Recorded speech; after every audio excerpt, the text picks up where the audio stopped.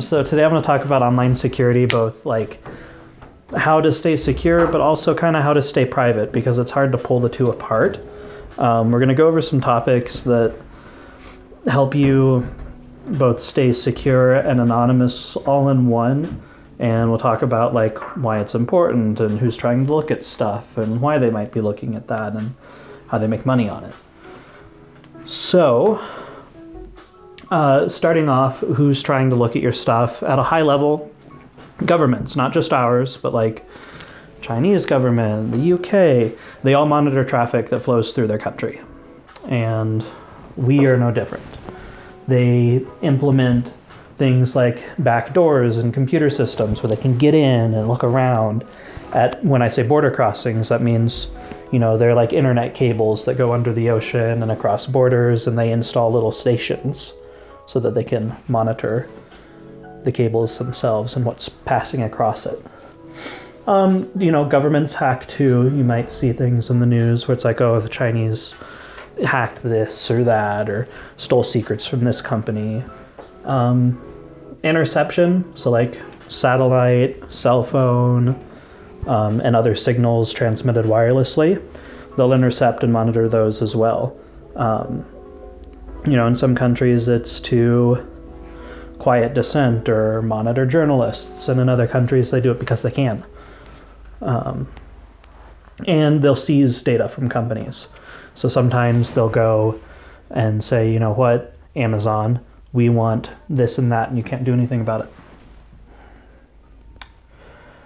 ISPs, or internet service providers, that's your Cable One and Comcast and Cox and Verizon and all the others. They monitor everything that goes across their networks. So from like your cell phone signal through your home internet, work internet, they monitor all of that traffic, partly to make sure that you're complying with their rules and they don't get in trouble, and partly because they can take that data and decide, you know what, maybe if the federal government changes some rules, we can charge people extra to use Netflix. And that's why there was that whole hullabaloo last year about net neutrality, yeah. And that if it was removed, then they could charge us extra for visiting Facebook and Netflix and others. Packet inspection, so they'll look at things that are going through and they'll be like, oh, you know, you're using a proxy, but you're still getting onto this site that breaks our agreement because you're downloading, you know, illegal movies.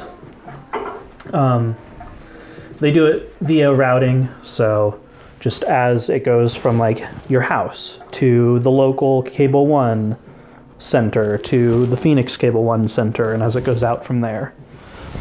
That's how they look. And then they also use it for ads. So, you know, whenever you like mistype a domain name and you type, you know, fracbook.com, and you get that Cable One page that says, we couldn't find that, and there are a bunch of ads on it. And lastly, there's malicious actors. So usually it's like people or groups that try to steal data in mass to make money on it by selling it to other people, or, you know, stealing people's identities or what have you. And they do that via malware for the most part. So like trying to get you to click on a link and download something and install it onto your computer, or mostly that. They also do it by interception. So it's the classic story of you're sitting in a coffee shop, you get on your online bank account, and boom, they like have access. And then the last one is phishing. That's all those like emails. It's like, hey, I'm a Nigerian prince. I'm gonna wire you a bunch of money and you get to keep $1 million. So those are all the people that are after your data. Aside from like corporations like Facebook, but we'll get into that. So what can we do about it? One, we can protect our secrets. So this is like protecting your passwords and your bank account numbers, making sure that the important things like your social security number don't get out and available for sale. We also want to protect our metadata. So if you remember back several years ago, the whole Edward Snowden thing with the NSA, and everyone's like, what's metadata and why do we want to keep it private? So for example, telephone companies will track your metadata. They won't record your calls because it's illegal for them to do without your consent. So they'll say, you know what, Melanie called Josh this morning at 11:05 a.m. and they talked for 2 minutes and 32 seconds and then disconnected. So that happens every time you connect to a website or make a phone call or send a text message or an email. That metadata of a message was sent at this time from here to here is kept and recorded by most companies. Even service providers you wouldn't think would care or want it collect all that metadata because they can perform analysis on it to gain customer insights or sell it to people who do care, all kinds of different things. So the last one is just generally protecting your privacy. So that's like, you know how sometimes you say things around your cell phone and all of a sudden you're getting ads for it constantly the next 4 days. That's just so creepy and annoying. Yeah, it is annoying. So in order to protect our secrets, we use encryption. For example, when you go to a website and enter your credit card number, you see the green lock at the top of the page and it says, "This is secure." That's a form of encryption. Another is, you might have heard stories about the FBI trying to get into people's iPhones who had committed crimes. iPhones are protected with encryption so that without a way to break the encryption or the person's password, they can't get into the device. To protect our metadata, the big part on the internet is using a VPN, or virtual private network. Think of it as a tunnel. Like, to make a traffic analogy, it would be a tunnel from your house to Wingspace. You just drive underground and pop up here. But do you look different when you come on the other side? Is that what that is? Yeah, so because a VPN is encrypted, your service provider, like Cable One, would know that a connection is coming out of your house, crossing their server, and going somewhere. But they can't see what's in it because of this technology. So when you pop out somewhere else, it looks like you're originating from somewhere else. And sometimes, like with certain websites, they'll say, "Oh, you're using a VPN, you know, we want to know who you are, so turn it off or you can't connect." But 90% of the time it's not an issue, unless you're, say, the VPN pops up in Sweden and you're trying to get to a US website and it's like changing the language automatically. But with most VPNs, you can change where you pop out. And that protects the metadata because then governments and internet service providers aren't seeing where your traffic is going. They just see you crossing your network in a tunnel, and that's it. They know that data is flowing, but they don't know what it is or where it's going. To protect your privacy, the best thing to do on the web is block trackers. So almost every single website has some form of tracking in it. So if you've ever set up a website and used something like Google Analytics, you're installing a tracker from Google on people's devices when they visit your website that persists. So if I visit one Google Analytics-based website, it installs a Google cookie. And then when I go to any other website that's connected to Google, whether it's their own or a person's website that uses Google Analytics, that tracking cookie keeps getting pulled up. So Google knows that I've gone to all these places just based on that. Facebook does the same thing. If you've ever done Facebook ad retargeting with Facebook Pixel, it's a same type of tracker that follows you across the entire internet. Those are the big and easy to remember examples. There are dozens of companies that do that at huge scale, that track you without even knowing name or personal information. You're just known as some number in some database. But because they have so much information on that number, they can sell ads that are targeted based on that number without knowing anything else about you other than your habits on the internet. Is that what MailChimp does, that it can then tell you who's opened your emails and things like that? No. So what MailChimp does is twofold. One, when an email is opened, they have bits of remote content. So think of like an image. So when you click on an email, it opens and it takes a sec and then all the images pop up. When those images are loaded externally, MailChimp is able to see that, oh, well, this email was opened by whatever person it was sent to, because all those are coded uniquely. So whenever you load that remote content, the sender or the server that the remote content is hosted on can always see that you've loaded it. The other thing they do is they change the links. So when Melanie sends a marketing email from Wingspace, and there's a link just for your website at the bottom, when someone hovers over that link, it's usually some MailChimp / and a bunch of gobbledygook that they use to track who clicks on links. And, you know, the MailChimp example isn't malicious. They're not trying to capture or sell your data. Their job is to provide analytics for the sender.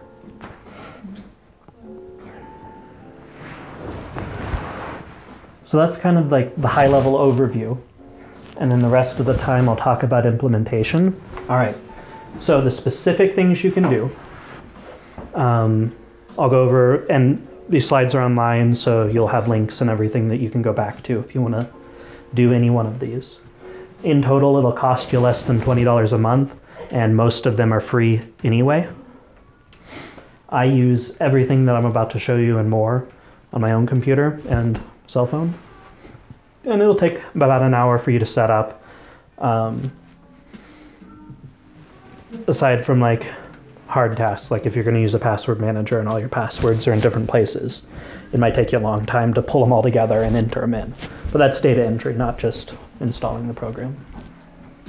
So the first one I'm going to recommend is using a special plugin to force secure connections on the internet.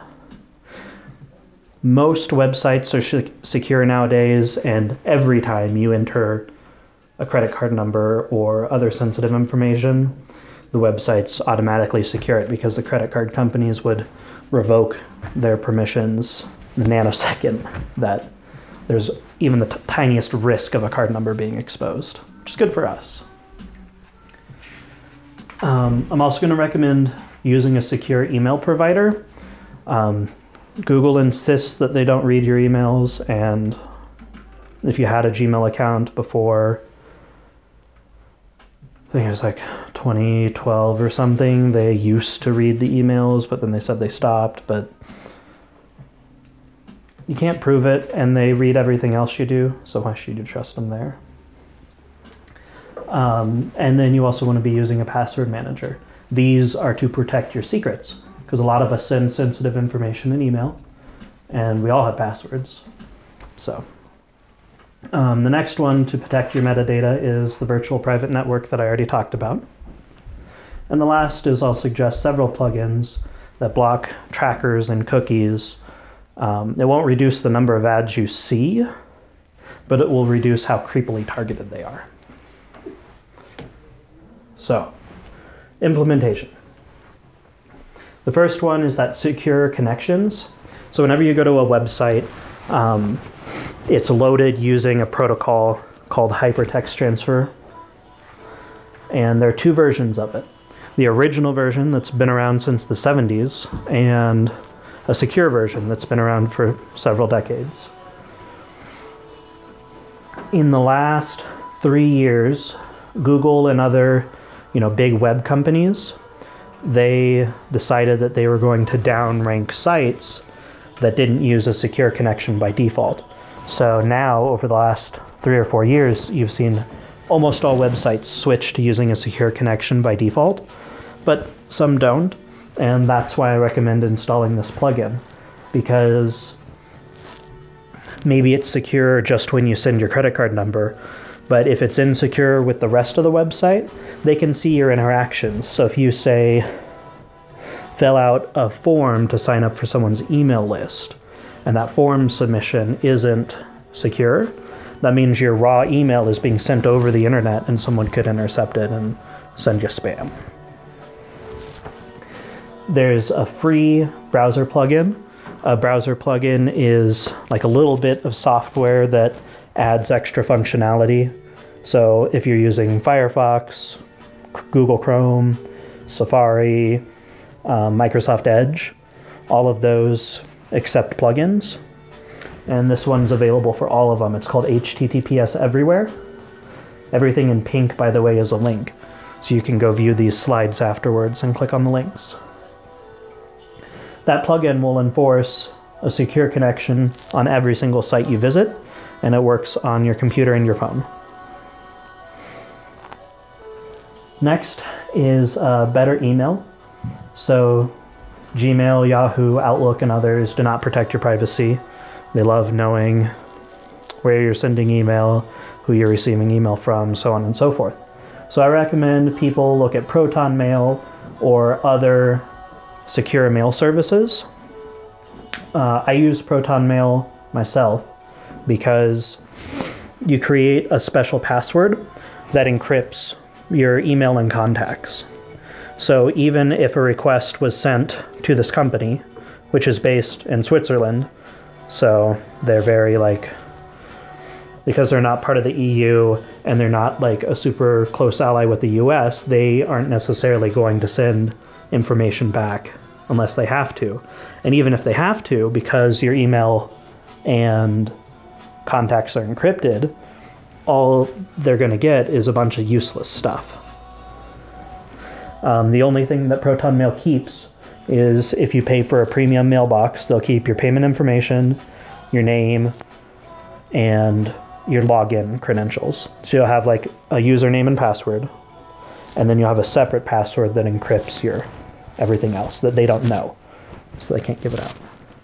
So it's a Swiss bank for your... It is. Okay, Love it. so I'm so literate at this stuff. So if I'm emailing somebody someplace else in the world, and they open it, but it's been encrypted on the way there. They open it, and then they reply. It's still encrypted. Okay, so that's a separate part. This encrypts the information on their servers. They also support encrypting the email themselves. So all email by default is not encrypted.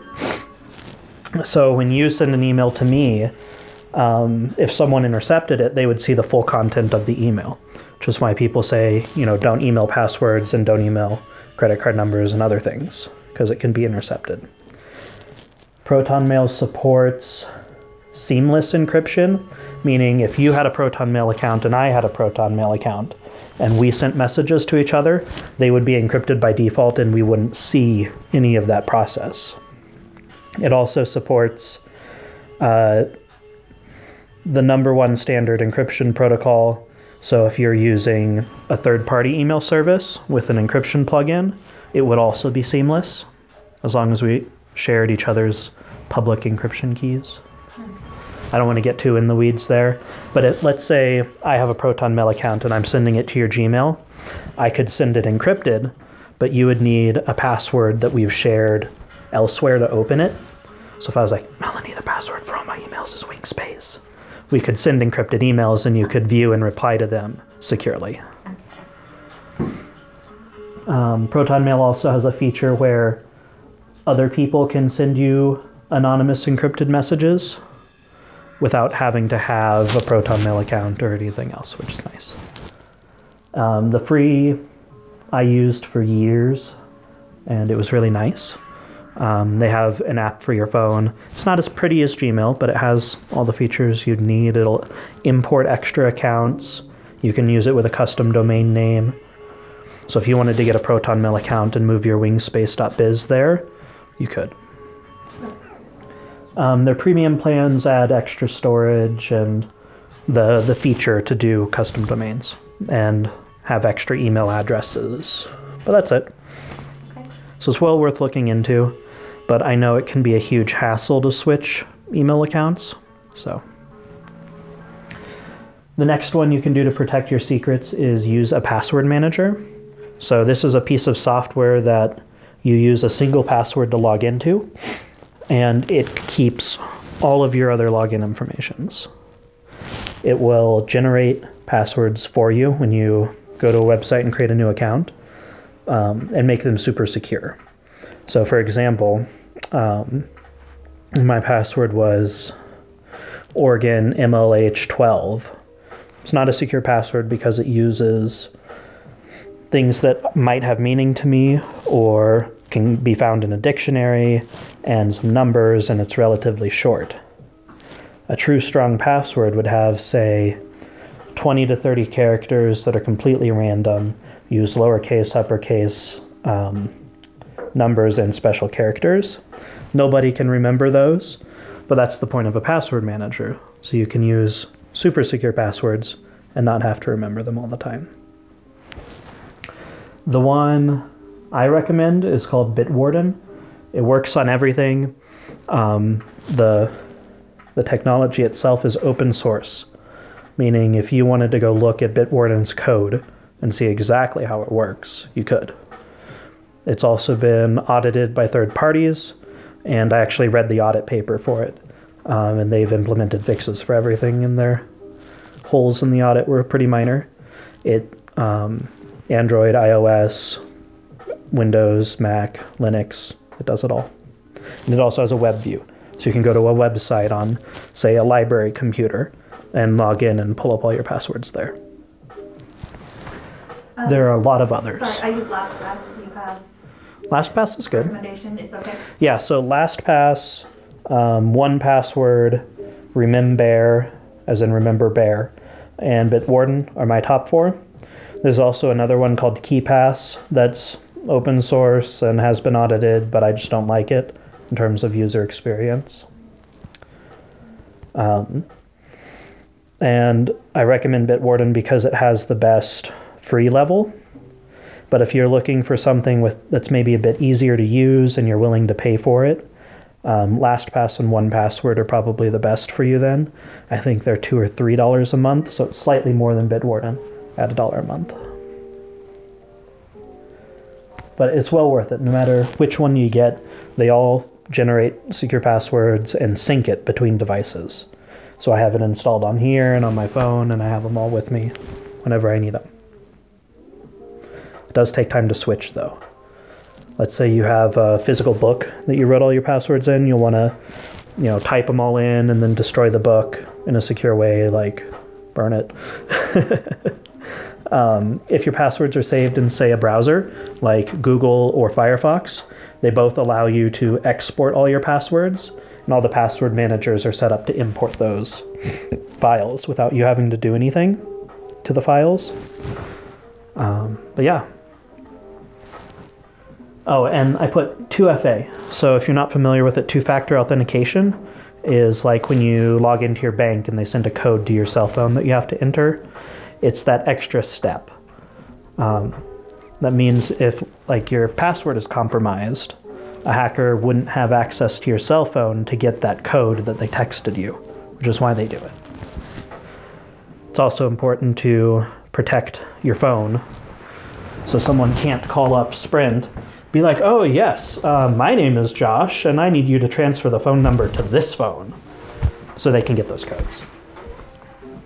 All right, so the next one, protecting your metadata using a VPN. There are a bajillion VPN services. I've evaluated these 3. There are other good ones, but I'll go over the differences because they differ greatly. So a lot of VPNs log your traffic, meaning just like how I was talking about your internet service provider looking at the metadata of where you're going and when and everything else. These VPNs will log that information, some so that they can sell it and others to protect their own hide. So if someone uses their VPN for illegal activities, they can, have the data and be like, oh, we had nothing to do with it here. That was all them, Some VPNs will say they don't log and do it anyway. This is usually found out because someone does something illegal, goes to court, and in the court records, it's like, oh, well, this VPN that said they didn't log anything handed over a bunch of data. So those slowly come out as not being upright. Other VPNs will release your data to the government, and some will share it with other companies. It's kind of hard to tell the difference because they all say privacy, security, and other words that make you think it's okay. So that's why choosing the right one is important. It's also possible to set up and run your own VPN or hire someone to do that. But one of the benefits of using a popular VPN is that, you know, when you come out, a ton of traffic is coming out of that exit point. So that's one of the reasons it makes you more anonymous, is if you had your own VPN and someone was trying to like intercept some bit of information intentionally for you, they'd be like, oh, well, you know, all of your traffic comes out of this one VPN server and nobody else is using it, so it must be your own. So everything that happens here is you. That also includes tracking by Google and Facebook and others. If you're only connecting from one IP address, they'll assume it's just you. When you use a popular service, you have thousands of people coming out of one, thousands of requests a second coming out of one node going all over the internet. So the most popular, like, good interface, consumer-friendly, no logs, is NordVPN. Super reasonable, $3 to $12 a month, depending on what extra features you get. And it includes 6 connections. So that's like your laptop, your phone, your tablet, you know, maybe significant others' devices as well. Proton VPN is from the same people as Proton Mail. So it's like a Swiss bank account for you. Internet traffic. They all have exit nodes all over the world. So if you want a website to think you're in the UK, you can connect to a UK exit node, and all your traffic will look like it's coming from, you know, South Wales. People used to use VPNs to, say, access the BBC iPlayer so they could watch Doctor Who. But websites like Netflix and the BBC and others have been able to figure out, well, you know, this traffic is from a VPN, so we're just going to block it entirely. That was a problem on Netflix in the early days, is people would use VPNs to get around location blocking, because Netflix will buy content from tons of companies, but they'll only buy the rights to show it in Australia. So if that's your favorite show and you want to watch it on Netflix, you have to make Netflix think you're in Australia in order to get around their legal thing. Yeah. Yeah, even if you have like a US account and you're here all the time and you travel to Canada and connect to Netflix in Canada, the available shows will change. I haven't tested it on either of those, whether or not they actually circumvent location, but it's really only a matter of time. So if VPN launches a new server and, you know, 1,000 people try to get around Netflix location, they'll catch on within days. So I wouldn't rely on it for that. Mullvad is the one that I use. It's actually, I say it's slightly more advanced because it's about as anonymous and secure as it gets. They don't collect any personal information unless you pay with a credit card. But I pay for it with Bitcoin. So it's pseudo-anonymous. Like a government could track, well, Josh bought this Bitcoin, and then he sent that Bitcoin to a wallet, and then sent that Bitcoin to Mullvad. So even then, they don't know, yeah, I sent Bitcoin to Mullvad, but they don't know where my connections are, and neither does the VPN company. So that one's about as anonymous as it gets. NordVPN is going to have like your name and phone number and credit card info. So, and if a company's been around long enough, every VPN gets in legal trouble at some point because someone did something illegal and we're paying them. And usually in those cases, it'll come out and all the privacy experts will be like, oh, can't use that VPN anymore. So that hasn't happened to any of these yet. When they were involved in cases, they're like, oh, we don't have anything to give you. So if they were even bound by subpoena in the US. And if I remember correctly, none of them are US-based companies either. I know Proton isn't. I know Molvad isn't. It's Swedish. Not sure about Nord. But yeah, the free... Oh, I didn't put a free VPN up. That's one of the things you have to pay for. There are tons of free VPNs, but kind of the rule of thumb is if you're not paying for it, you're the product. So those are the ones that are logging and selling information. Okay, so the last step is the privacy enhancing plugins.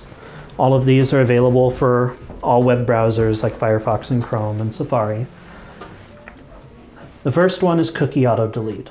So I talked about cookies earlier when I said like Google Analytics installs tracking information and follows it as you go along.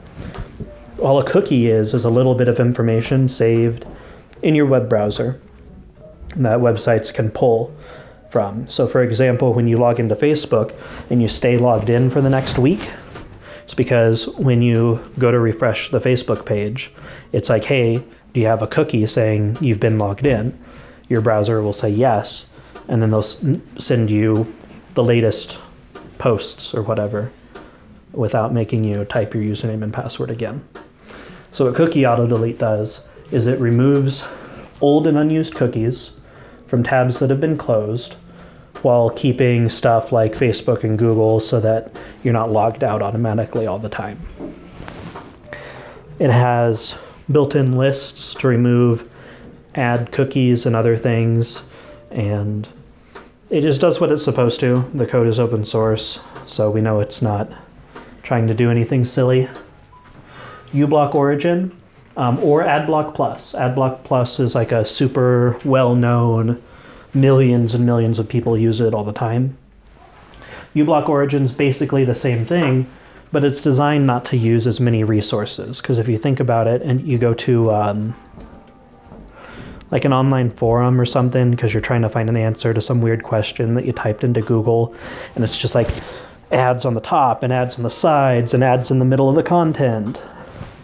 These in general will block most of those and either leave like a gray box or empty space or sometimes even collapse it entirely. So it'll reduce the number of ads you see. The difference between the two is this one uses less resources on your computer to figure out where the ads are on the page and blocking them all. It's the only difference, whichever one you choose. Do they fight each other? There's no reason to use both. The way that ad blockers detect ads is pretty universal, so you don't see any benefits on one over another in that aspect. And they don't block all ads. Sometimes they're there anyway. The last one is Privacy Badger. You can't get it from the official like Google or Firefox browser extension pages. It has its own link, but it's also open source, and it automatically learns to block additional invisible trackers that isn't covered by cookie auto delete. So there's some trackers built into web pages that use code that runs in your browser to fingerprint and track you. When I say fingerprint, I mean they will look at what operating system you're using, what web browser you're using, how big the browser window is on your computer, what version of all those things. So what version of the browser and the operating system. And they'll use all of that to create what's called a fingerprint. So if your browser changes as they update if you have auto update on, and same thing with your operating system. But most people, when they access on their computer, they have it full screen. And using that and other data, they can create an anonymous fingerprint of who you are and track you across web pages without using cookies. And that's what Privacy Badger tries to block. so I'm going to go through all the bonus content that I added to my slides. So they're all still privacy and security related, but not like you have to do this kind of stuff. The first one is DNS. So whenever you type in something like wingspace.biz, your browser sends a request to a name server. It's like, what's the address for wingspace.biz so I can connect to it? And it'll reply with the address, and then you'll go to Wingspace. Usually your internet service provider runs DNS servers, and those you connect to by default. This means that they have the capacity to log and inspect all the domain names you're looking up. This traffic also is unencrypted, but you also don't send anything very secure, or ever send anything secure over it. It's just domain names and addresses. So if you are concerned about privacy, you can use software to encrypt your DNS traffic. I do it, but I mean, this is like high-level paranoid, so you don't have to worry about it too much. So like I use Simple DNS Crypt, which is for Windows specifically. There are other DNS Crypt programs for Mac and Linux and everything else. If you're using a VPN, you definitely don't have to worry about it. VPNs, when you connect, it goes to your VPN's DNS server. And if they don't have one, it'll go to a public one like Cloudflare or Google or something. Sorry. Go ahead. VPNs for phones. Yes. So the VPNs that I listed, they all have apps for your phone. Okay. And so do almost every big VPN will have an app for your phone. So I use Mullvad, which is the only one on my list that doesn't have a dedicated app. It uses an open source third-party OpenVPN app, which does everything you need it to. They have it for Android and iOS. So. Thank you. Yeah. Okay, so that's that. Messaging services, so like Facebook Messenger, Google Hangouts, WhatsApp, and Telegram, they routinely log metadata and sometimes the conversations themselves. WhatsApp and Telegram are encrypted in transit. WhatsApp is in transit, Telegram is end-to-end, but they still log. Using something like Signal, which I use on my phone as a replacement for the text messaging app. So I send my text in Signal, but I also send secure messages in Signal. It works just like Instant Messenger. It will do video and audio calls on mobile, not on desktop. If you're not too concerned about the privacy part and more about the security part, WhatsApp is okay, but I don't like supporting Facebook companies. So Telegram's a great way to go. That's super popular. And so is Signal. They have millions of users and it's open source and all that fun stuff. Does that have to be one where both people have it? No.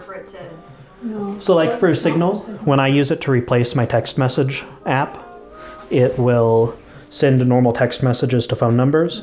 And if someone has Signal, it'll send it encrypted. Okay. But otherwise it won't. Okay. Yeah. Yeah, if you're using like WhatsApp or Telegram, other people have to have an account for those. Even more things. I talked briefly about two-factor authentication. You can do it using email. Sometimes they'll email you a code. Sometimes they'll text you a code. Other times they will call you with a code. Using all of those are great. If you want to take it a step further, you can use something like Authy or Google Authenticator. What it does is it generates rolling codes. So this is the Google Authenticator app, and these codes change every 30 seconds based on an algorithm. So using the algorithm's secret key, Google has a copy and my phone has a copy, and it regenerates the codes ongoing. And it's just an alternative to getting them through text message. Most services will support at least text message-based two-factor authentication. And a fair number of big popular ones will support some sort of authenticator app. most password managers are starting to have these rolling code two-factor authentication features within the password manager as well. I use it separately, so I have my password manager and Google Authenticator because 2 eggs, 1 basket. And not all your eggs in one basket, that's what it is. I recommend, at a minimum, using two-factor authentication on your primary email and Facebook. The reason being is if you've ever gone to a website and signed in with Facebook, that's like an attack surface. So if they get access to your Facebook account, they can log into all the websites you log in with Facebook with. Same thing with your Google account. Whenever you click that login with Google button, if your Google account is ever compromised, they can do the same thing. So I recommend using two-factor on both of those and your primary email. And if your primary email is Google, then that one's covered. Just because, you know, if they get access to your email account, they can go to your bank and everywhere else and request password reset emails. So those are the big ones if you're going to do two-factor, and of course consider doing your password manager if you're going to use one. But yeah. And then the last thing, there's a wonderful nonprofit international called the Electronic Frontier Foundation. They do a little bit of like independent reporting. They sponsor security and privacy research.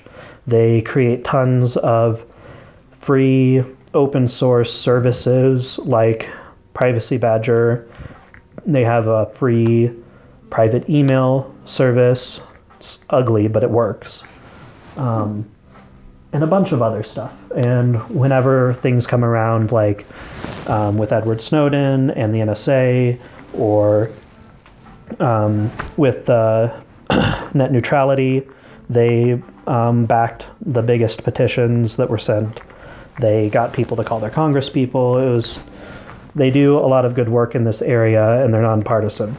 So I recommend at least like reading what they're about and consider following them and maybe supporting them if this is something you decide that you are passionate about.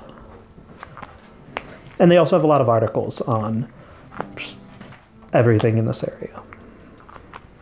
So let's say that you implement all the first part, that you implement all that stuff.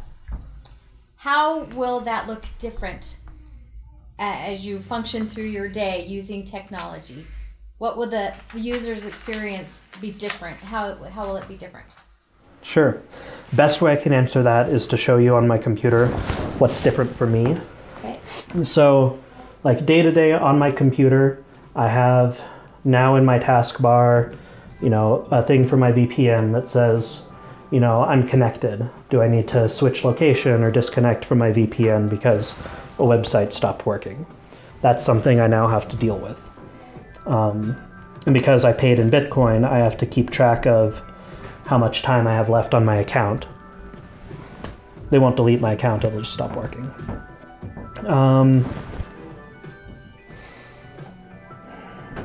I encrypted my hard drive, so that's always like running in the background, and I have to enter a password every time my computer reboots to allow it to read everything. When I'm using the internet, is HTTPS everywhere even on? Okay. So like right now, I'm not connected to a secure website, but whenever I go to, you know, something, it's going to make a secure connection, and I don't really notice that in the background. I have all those plugins I talked about installed, plus some others, and I can see like cookie auto delete isn't really doing anything because I go to this website all the time. Sometimes blocking trackers will mess with stuff, so sometimes I have to go in and turn off the ad blocker for a site to work correctly. But it's that easy to turn it on. Yeah, it's just the big power button, on and off. Privacy Badger I don't even really have to deal with, which is nice. Whenever I want to get into my password manager, I have to open the browser plugin and type in my secure password, and then they're all in there. And let's say I need to log in, you know, I have one click here that's going to copy my password so I can paste it. But if I want to look at it, I can go in and be like, oh, well, there's my super secure GitHub password. But yeah, day to day, those are really the only differences. For you, and then does it look the same to everybody else on the other end? Receiving anything from you? They have Yeah. no Yeah, so like with Proton Mail, it's just in my browser, just like Gmail is. It just doesn't stay logged in all the time for security purposes. But like if I send an email on Proton Mail unencrypted, then it'll look like any other email. No one's gonna notice on the other end. As far as setting it up, you don't have to like go into the settings of your computer or anything. It's if you've ever downloaded an app before and launched it and logged in, that's all you have to do to set up a VPN. When you create an account, it's like, you know, buying something on Amazon. You give them your name and your credit card info and so on and so forth. The hardest things that I did when I set it up for myself was dealing with the whole buying the Bitcoin and sending the Bitcoin. But you don't have to do that, so. So now I noticed you're using the Google Docs for Yep. your presentation, and you had talked about coming out, you know, out of those because they're not as secure, and using Proton Mail. That was what I was wondering was, okay, but I do share a lot of Google Docs, like with Kara and things like that. So how is the VPN good enough for those things? I mean, we're not sharing anything that's private anyway. It's just stuff we're working on together. But you know, still, I prefer it not to be tracked and stuff. Yeah, Google logs metadata for docs, but it's actually incredibly secure. So like all the cloud storage services, whether it's from Amazon, Google, Dropbox, I use sync.com. yeah, sync.com, none of them have been hacked. You know, whenever you hear about like data breaches at Dropbox, it's not because Dropbox got hacked, it's because someone left their password on a sticky note on their desk. So, yeah, security terms, they're fine. Privacy terms, not so much. But with Google and Facebook, it's hard to escape because so many people are on Facebook and you want to stay connected. And, you know, everybody uses Google Docs and it's just so easy to use. You know, I can't get away from it. So I kind of separated it out and say, well, you know, my Gmail, I use it for everything I need to, but if I want to be more private about something, I send it on Proton Mail and I use Microsoft Word on my computer instead of Google Docs. What about remote services? Like LogMeIn, TeamViewer. I used to use LogMeIn, but now I've switched to Splashtop. So long as I get a VPN, would it be like that much more secure?